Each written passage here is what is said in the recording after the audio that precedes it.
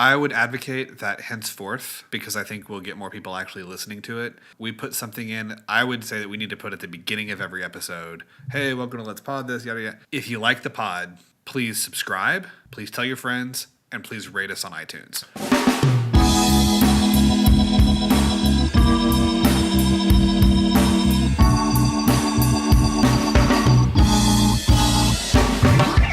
Hey everyone, and welcome to Let's Pod This. My name is Andy Moore. I am one of your hosts. And I'm Scott Melson. I am the other host. This is how we started last week's episode. The hosts. Yes. Hosts. I think, didn't someone in the Oklahoma legislature use the word hosts? I know to we're refer... going with this. I'm afraid you can go there. We're not using it that way. We might come back to that guy in a minute.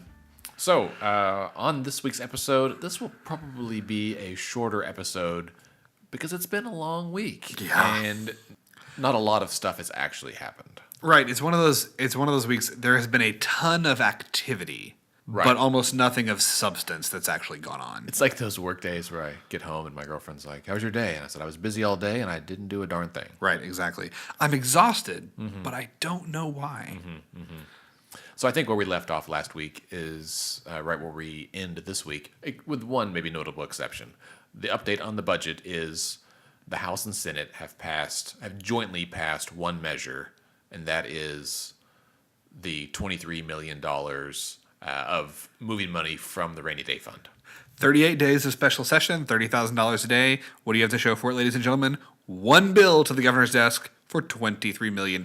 So we've spent $900,000. We spent $1 million to get $23 million. Even mill, yeah. All right. Well, the House has talked about some other measures, but those haven't passed the Senate yet. Yeah. So the House passed what's the so-called Legacy Wells bill. We've talked about Legacy Wells. Legacy Wells. It sounds like a neighborhood in Edmond or It Broken does. Arrow. Or a like 90s cover band. Ooh, Legacy Wells. You like that? Yeah, I feel like there's a joke there, but I'm not sure what it is yet. We'll get there. Yeah. It takes time. The good ones have to cook. They're not all winners. But right? no, so the House passed the Legacy Wells bill yesterday. This is just a bill that would raise the gross production tax on a very small subset of oil and gas wells in Oklahoma, like 6,600 wells, I think, which sounds like a lot, but we have tens of thousands of wells. And some of those wells have been there for decades. Right. And they produce like a barrel a week or something. Yeah. So it's like, and that's important because there are some legislators now coming out that are like, see, we did it. We raised the gross production tax. And it's like, you know better than that. You really didn't. Did you really? Right. And as we heard from Joe Warren with OEPA a few weeks ago on the podcast, I think one of the top producing wells, I think Devon is the one that drilled it, and it produces something like 24,000 barrels a day or something. 6,000 barrels a day. 6,000. The highest production that he's read, the highest production that he has seen reported is 6,000 barrels a day. So like 24,000 a week. Yeah. Right, makes more sense. My Which is still a lot of oil. Yeah, that's a lot of right. It's a lot of oil. And when each barrel is worth roughly $100, and I mean just to ballpark it as an average, that's right now. I would say average is probably closer to 60. Right now prices are like 52, 53. That's true. I'm still thinking about back in our heyday, the good old days when oil just spewed from the ground and we called it black gold. You know, it's not completely unrealistic to say that if oil was $100 a barrel, we would not have this problem. We would That's not. True. We wouldn't be in a great situation, but we wouldn't be in the situation we're in now. So that's what happens, and I think that's probably a good point to make is that rewind 10 years when oil was $100 a barrel, and we lowered the gross production tax from 7 to 1% there. Yeah. And we did that, and so that maintained 7% of $100 is $7, and so we were getting $7 for every barrel. That's great. But then we were drilling so much that we could afford to get less. We dropped it down to just 1%, so we got $1 of every barrel, and that was fine until the price of oil tanked, And so then we only got 1% of like a $35 barrel, Yeah. and that's not much money. Yeah. Not. And I cut you off, but and when the getting was good, other states raised their rates because they were still, corporations are making big profits. We also didn't save like we should. And I both know, all consumers know we should save more money. Well, that applies to the state as well, which is why we have the rainy day fund. States like Alaska expanded the rainy day fund to like $2 billion so that they could store more away because they knew that at some point the price would decline. And so they were better prepared for when it did, and we were not. Yeah, yeah. Two things kind of stick out to me about that. First one, piece of trivia. Do you know why Oklahoma has a rainy day fund? No. So the rainy day fund came about in the 1980s. We didn't have one until then. It started in the 1980s as a response to the oil boom, to the oil bust in the 1980s. So the oil bust happened in the early 80s. We were like, oh snap! We have to protect ourselves in case this ever happens again. And so that's why where the rainy day fund came from. The second thing, and this is related to the first point, is that for a state who has been so dependent on oil and gas, specifically oil, for literally our entire existence, we as a group demonstrate a shocking ignorance of the boom and bust cycle of the oil economy. Every oil man or woman that I know that I've ever talked to about the business, when oil was $100 a barrel, they literally all said, well, there's one thing we know, it ain't going to be like this forever. Right. Right? And yet our state government seemed to operate under the assumption that, no, maybe it will. Do you think it it's will be like this forever? Do you think it's a generational thing where the folks like Mr. Warren, who are twice our age, they probably know better now, but as younger groups get into it, they don't have that kind of institutional memory? Because a lot of the companies now, Chesapeake, Devon, weren't around back then. Absolutely. I mean, I think that that's part of it. I think that there's also a very aggressive lobbying campaign waged, particularly by a lot of the publicly traded companies. And this is something I think we were going to talk about, at some point today anyway. Like, I think that there's a tendency, certainly when you look at, social media, people kind of talking on the street to demonize oil and gas and say, well, can't you believe these oil and gas companies only want to pay 2%? Yes, I can absolutely believe that. A lot of these companies are large publicly traded companies, and they have a legal and fiduciary responsibility to their shareholders to advocate for the lowest taxes as possible so that they can pay the highest dividends possible. Right. That is their like, if they can go to jail for not doing that appropriately. So the people that are at fault here, I mean, I'm not here to say that everyone who works at the upper echelons of oil and gas is a saint. I'm sure that they have their business like, anyone does. But I don't think that you can look at this and say, well, we're in this situation because oil and gas is evil. We're in this situation because the legislature didn't make the hard choice. Right. Has I think really in some ways kind of sold out to a pretty heavy lobbying presence rather than what's good for the state over the long term. Right. Yeah. And I think that is a point that I didn't fully appreciate until the last few months, both between what I've learned in my MBA program about business and shareholders and how this all works together. # grad school. And also what I've learned from the government. And that's that what you just said is exactly right, that CEOs have a responsibility, companies have a responsibility, a legal responsibility to do what's in the best interest of their shareholders. And that may be opposed to what the best interest is of the public. Some of these oil companies in Oklahoma are owned by companies in China. Some of them are locally owned. And so it's a different perspective. And we all need to do what's best for our employer, right? Which then the legislature's employer is arguably the people, right? And we really need them to step up. And I get that they will say they also represent people who are employed by the energy companies.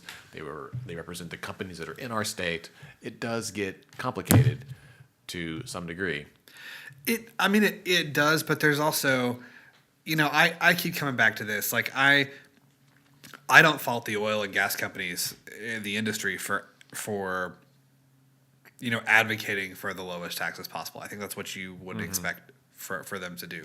I think most industries do that. But I think that as a as a member of the state legislature, I think that you have to look at the reality of the situation and say, okay, the oil is in the ground, it can't move, so if they want it, they have to drill here and get it. So when they say that if prices, if the tax rate goes up, they're going to fire all these people, they're going to pack up, they're going to take their toys and go home, they're going to go drill somewhere else.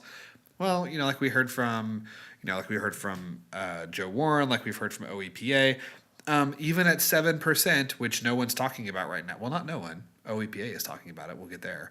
But what at 7%, which most people aren't talking about right now, we're still the lowest tax rate in the country. So if you can drill in North Dakota at 10% and make money, you can drill in Oklahoma at 5 or 7% and make money. Right. And I think that's the point OEPA is making. So one bit of it didn't really happen in the halls of government this week, but it is a piece of news, I think. OEPA, the Oklahoma Energy Producers Alliance, which is a oil and gas industry trade group, announced last Friday that they have started a campaign to put a ballot initiative on the statewide ballot in 2018 to put an oil and gas gross production tax of 7% to a vote of the people.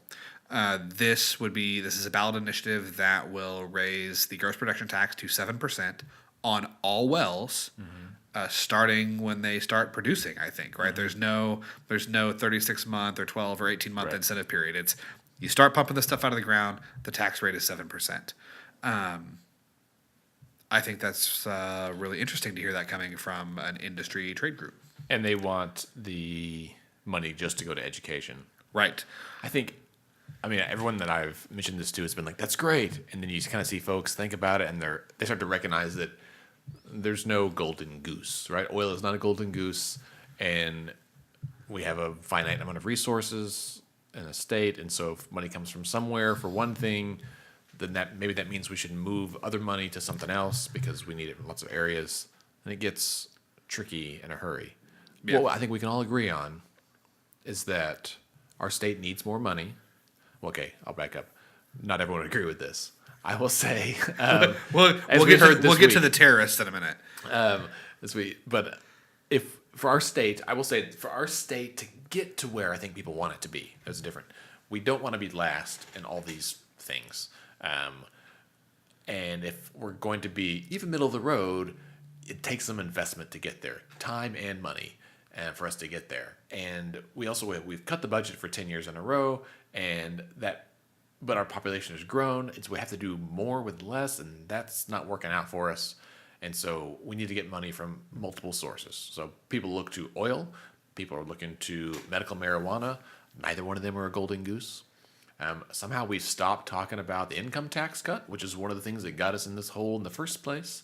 A higher rate for higher earners, that kind of thing makes sense. I think there's lots of options.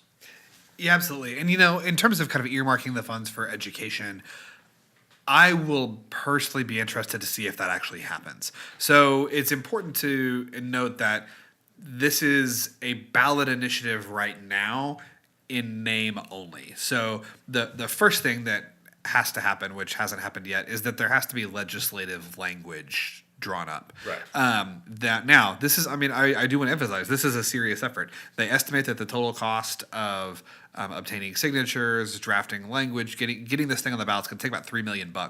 They've got $750,000 pledged today, and they've been fundraising for a week. So I think their chances are pretty good that they'll get the money. But I will be interested to see, when you get a law firm, when you get people that are kind of experts at drafting bills, putting things in kind of what I would call legalese, being that I don't speak it. I would be interested to see if they leave that provision in there. But the thought is right now that yes, this would be earmarked for education. But first they have to get the language done. Then they have to get the signatures, right? This is not automatic. So you have to get, they're estimating about 126,000 signatures in order to get this thing on the ballot. Right. Yeah. And the way it works in Oklahoma is you can't just start getting signatures today. You have to draft language. That language has to be presented to a judge. A judge has to say, yeah, this will work, basically. And from that moment, I think it's 90 days. Yeah, then you pick a date and maybe it is from that date. You've got 90 days to get all of the signatures collected and verified. And that means they have to do it by hand on clipboards with certain forms. You have to handwrite your signature. Then you have to type those up. Then you have to present all the paper, handwritten and typed copies to the attorney general or governor or somebody. Yeah, somebody. And they have to review it. So that's, and if they can't read someone's handwriting, you can't count it. So you really have to collect like 150,000. Yeah, and it's unique signatures, right? Like I can't sign it 5 times, right, and yeah. that doesn't count 5, right? Only registered voters, one person, one signature. Right. And so this is why people are like, oh my god, well, you want to put it on the ballot? Why on earth that cost $3 million? Well, this is why. Typically you have to pay someone to collect the signatures in the first place, and then a lot of the money goes towards just the education campaign on the back end. Once it's been verified and you're approved to go on the ballot, then you got to get people to vote for it. Then you got to get people to vote for it, and that takes time and money as well. I think as we get closer, this is a year away. The 2018 elections are a year away, and obviously they've got a lot to do to even get the language done and get the signatures collected. But assuming that happens, this is really interesting to me because there are certain ballot initiatives. Medical marijuana would be one. I think that a nonpartisan redistricting panel could be one.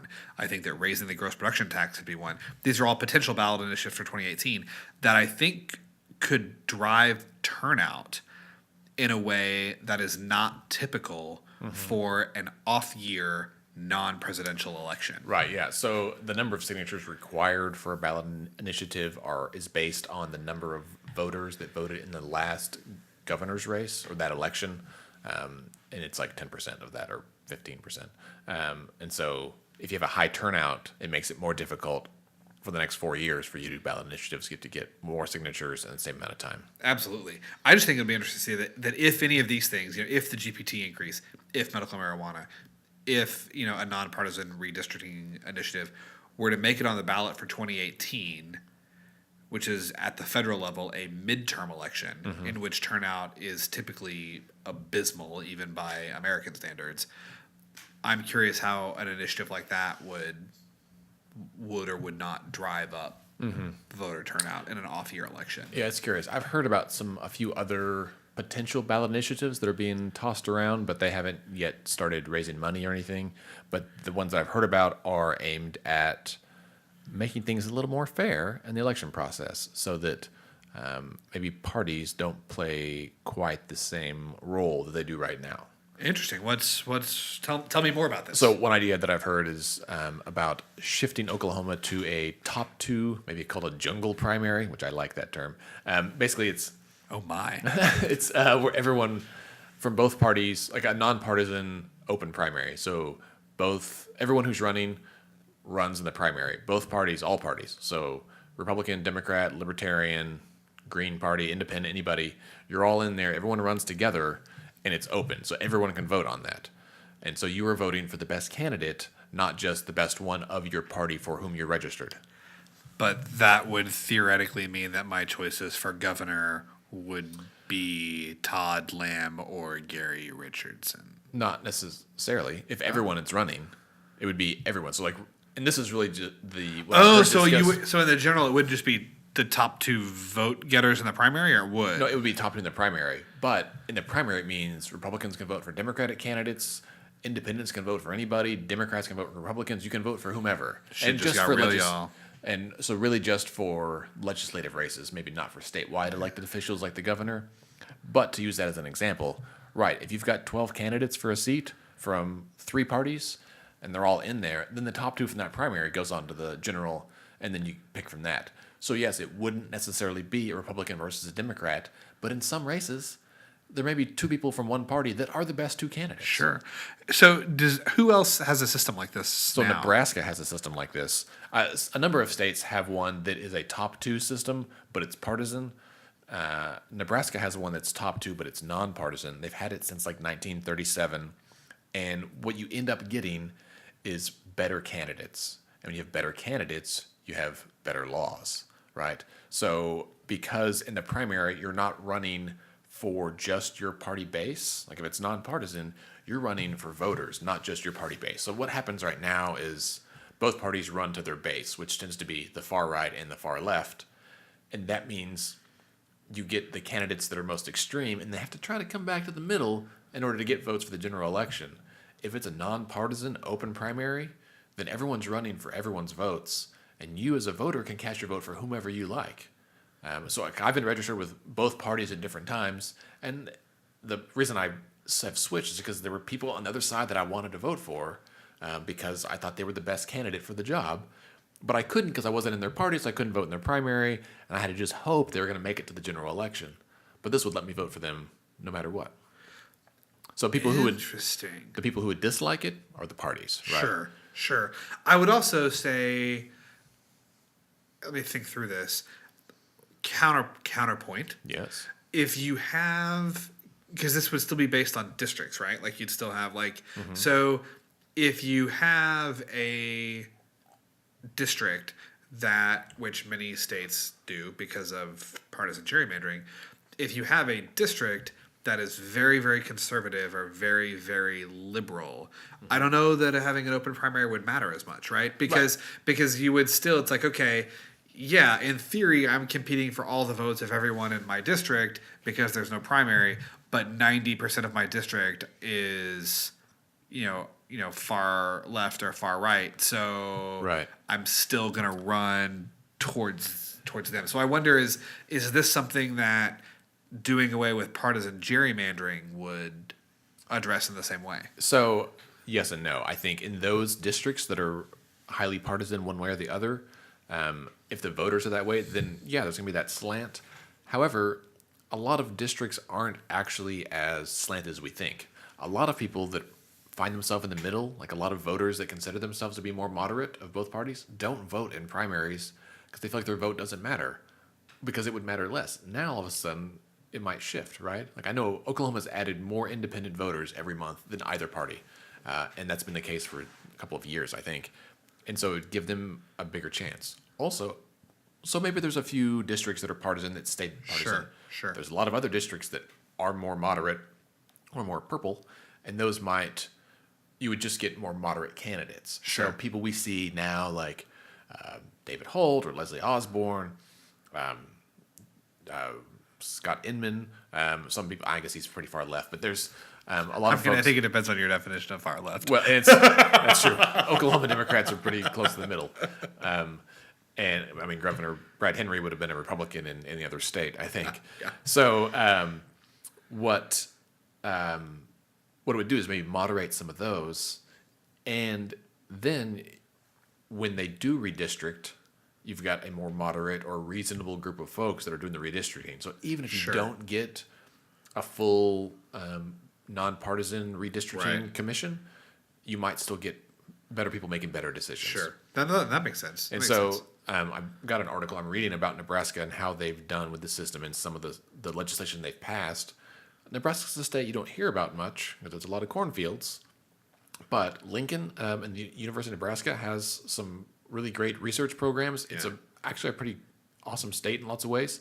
Also, they're not last in all this stuff, right? In literally everything. Right. They're like in the middle, like in the top 30s on some things. So like maybe not one of the best states for some things, but not the worst either. Not permanently 48th, 49th, or 50th. And like I want Oklahoma to be best in lots of stuff, but I'll settle for like really good right now. Like it's an incremental thing, right? You know what else is unique about Nebraska?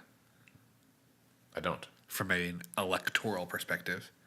I shouldn't say unique because Maine is this way too. So Nebraska and Maine, only two states in the country that allot their votes in the Electoral College based on the results of congressional district, not the results of the state as a whole. So if you are running for president of the United States, to one of our listeners, that's the next, to whichever one of our listeners is going to be the next president of the United States, be advised that in Maine and Nebraska, merely winning the state is not enough to get you all of their electoral votes. You have to win each congressional district. Each congressional district in Maine and Nebraska allots their electoral college votes based on whoever wins the district. I like it. Yeah. So there's, I want to say 3 districts in both states Could be, yeah. with electoral votes divided according to population. So you can win Nebraska's, first or whatever, Right. and get their votes. But if you lose the other two, then they would go to the opponent. Interesting. I think it's interesting. A lot of people would say, "Why in God's name are you talking about this at 3:30 on a Thursday?" Right. Well, and that reminds me of something, and we'll kind of start wrapping up here. We may skip over the terrorist thing because it's just not good news. It's not good news. It's just it's infuriating, and I feel like people deserve They've heard it. to know. I mean, if they're listening to our podcast, they probably know. The 50 of you are the most involved people in the state right now. But about districts, legislative districts, a West Wing connection, which I know you love. I do. When you watch the West Wing, is it not interesting to you that somehow like they all know all the districts in every state? It's like, oh, the Georgia 5th and the Nebraska 3rd, and they know who all these people are. I don't know that Josh Lyman actually knew all 435 members of Congress plus all 100 senators. And like their hometown, all this information he seems to know off the top of his head. You know, so this is going to demonstrate what a nerd I am in two ways. Oh, good. Because the first is that I know exactly what you're talking about. And second is that I have actually thought about this in my head. Like I've thought this exact question. Like, how does he know? Because you'll see them sitting right. I can think of at least two instances where you have all of the senior staff of the West Wing sitting around in the Roosevelt Room, and they're talking about electoral strategy. They're talking about trying to push something through Congress. And you'll have one go, oh, yeah, the Georgia 5th. Oh, yeah, the Indiana 1st. Oh, yeah. Right. I don't think it's that they know all 435 districts. However, I absolutely think they know the top 30 or 40 Oh, sure. that prove pivotal Right. in these elections, right? That's probably true. Because and this was even happening already in the 90s, right? Because Yeah. it's happened all the way through. It's happened all throughout our history as a country. Gerrymandering's been around since. Although I say gerrymandering, another fun fact, pronounced gerrymandering because it was named after a man, Mr. Gary, from I want to say Connecticut, maybe Rhode Island. But Gerry. Yes, it's spelled Gerry, but if you go up to the Northeast, they'll tell you that it's gerrymandering, not gerrymandering. On Parks and Rec, isn't Jerry's name actually Gary, but they all call him the wrong name? I think you're right. I wonder if it's a reference to this. It may be. I don't know Parks and Rec as well as I know West Wing, but I digress. It's a sad but true fact that there are congressional districts in this country that really prove pivotal, right? And you see this on election night, right? You'll get Chuck Todd or Tim Russert, God rest his soul, may he rest in peace. They get up there and they have the giant map and they'll say, okay, looking at Wisconsin, we know all these districts, right? All these precincts are going red. We know all these precincts are going blue. But these three precincts, which make up this one congressional district, are really what it comes down to. And so if you figure you have one of those districts, maybe per, and I'm not even going to say one per state. You have a couple of those districts in Wisconsin, a couple in Ohio, a couple in Florida, a couple in Pennsylvania. Pretty soon you've got 20 districts. 20 congressional districts That swings a presidential election. Yeah. So I think that if you're senior staff in the White House at the level of deputy chief of staff, certainly chief of staff, director of communications, I think that you have part of your job is to have the demographics and voting patterns of that district at pretty much instant recall. right. I get the same thing. But they don't know the top 5 counties in Oklahoma for HIV rates, and I know that. Right. So everyone's got their thing. Right. All right. Well, let's kind of wrap up because we've got to get somewhere else here in just a minute. So a quick reminder that you're probably listening to this. Well, this is going to be published on Friday, and Friday night is our fundraising event, Bourbon, at 612 in the Paseo District. You can still pick up tickets online on our website, letsfixthisok.org, or you can buy them in person if you just show up. That's fine as well. Andy, how do you spell Bourbon? Oh, good point. Well, if you just go to our website, there's a pop-up that'll show you. We're spelling it Bourbun, Bourbon. Oh my gosh, that seems unique. Why is that? Because we'll have bourbon and buns, Scott. Thank you for asking. But next week, 2 really cool events. On Tuesday, the 7th, we will have an event called Gearing Up for 2018. We are partnering with Oklahoma Watch and Women Lead Oklahoma. It's going to be at the Paramount on Film Row in Oklahoma City, the old Paramount Theater.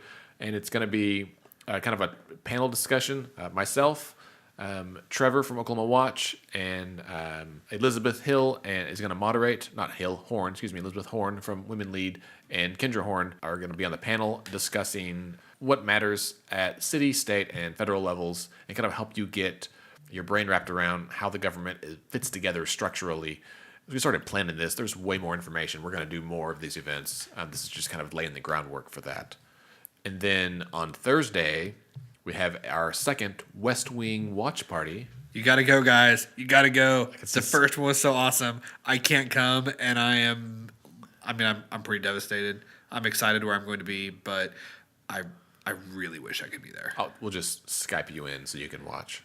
I've never watched West Wing on Skype, but I've got to believe I would enjoy it just as much. Right. It's you can watch the same episode at home on your own. So it'll be at the Wheeler Ferris wheel, the Wheeler Ferris wheel, which is on Southwestern, just south of the river. You can't miss it. It's the Ferris wheel. It'll be all lit up.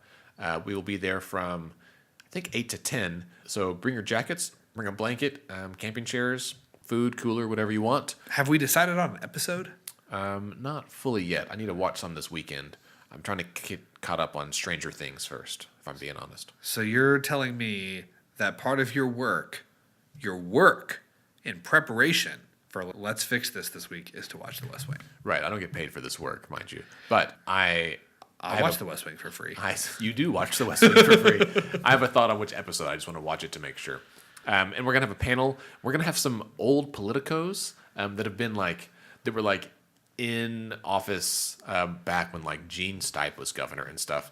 And they're going to tell us some stories about what life was like and how it's different then versus now. And we're talking about 30, 40 years of Oklahoma politics and why they think people should be involved. There should be some really interesting stories. Shout out. I know, Andy, you did not grow up in Oklahoma, right? You grew up in Austin? Yeah, mostly. Texas and Minnesota and here. When did you move to Oklahoma? 99. So you may not remember this. I don't know when they are, but to all of our old school Okies listening today, anybody remember the Gene Stipe law office commercials when we were kids? I remember this because this was before DVR, right? You couldn't fast forward. You had to tape stuff if you didn't want to watch it when it was on. I just remember the law offices of Gene Stipe. His voice was always so calming to me. Interesting. Yeah. I heard that his campaign or his office was riddled with scandal. I believe that is 100% correct. Sad. I didn't know that until I was older, and I was a little devastated because to me he was a guy that looked kind of like Santa Claus on his commercials and had a very soothing voice. And a very soothing voice. Yes, he would say, "Call me, the law offices of Gene Stipe." That's nice. You should get a radio gig. Thanks for tuning in. Be sure to follow us on Facebook and Twitter at Let's Fix This OK. You can like our Facebook page at facebook.com/Let's Fix This OK. Our website, as I said earlier, is letsfixthisok.org. Scott is at SC Melson. That's true. I'm at AndyOKC. And Let's Fix This is a nonpartisan, nonprofit organization dedicated to help people like you get involved, educate you, and equip you so you can be more involved in state politics. And remember, decisions are made by those who show up.